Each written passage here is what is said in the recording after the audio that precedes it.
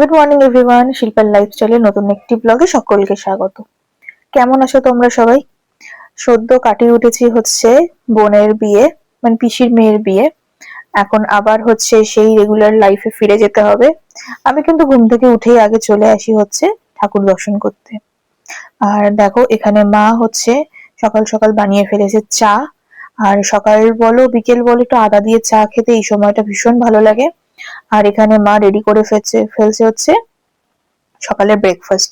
এটা মা বানিয়ে নিয়েছিল হচ্ছে মুগ ডালের ঝিলা। খেতে দারুণ হয়েছিল।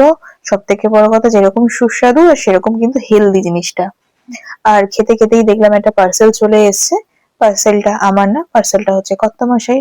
সে অর্ডার করে দিয়েছিল তার হচ্ছে দুটো ফেস ওয়াশ। তোমাদের এই শীতকালটা কেমন কাটছে অবশ্যই আমাকে জানিও। আমাদের এদিকে কিন্তু মানে কলকাতার সাইডটার দিকে খুব একটা বেশি ঠান্ডা পড়েনি। স্নান করে রেডি হয়ে গেছি অফিস যাব বলে।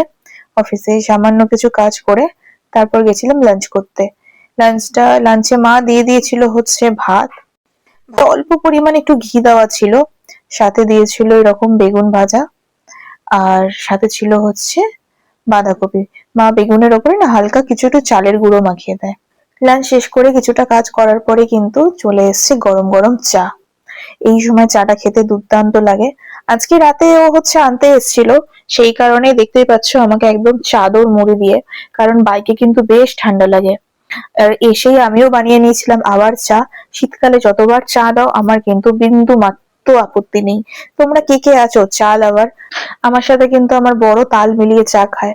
হ্যাঁ, ওর মতো আমি পারবো না, ও সারাদিনে প্রচুর পরিমাণ চা খায়, সেটা আমি পারবো না। চা খেয়ে একটু বসে নিয়ে তারপর বানিয়ে নিয়েছিলাম হচ্ছে চাউমিন। চাউমিনটা দারুণ খেতে হয়েছিল, ডিমও দিয়েছিলাম সাথে। শীতকালের রাতের দিকে ভাত খেতে একদম ভালো লাগে না, তাই এরকম একটু ঝাল ঝাল করে বানিয়ে নিয়েছিলাম। তোমাদের রুটিন অবশ্যই আমার সাথে শেয়ার করো। ভিডিওটা ভালো লাগলে লাইক কমেন্ট করতে কিন্তু ভুলো না। আর পাশে থাকা বেল আইকনটা ক্লিক করে চ্যানেলটাকে সাবস্ক্রাইব করে পাশে থেকো।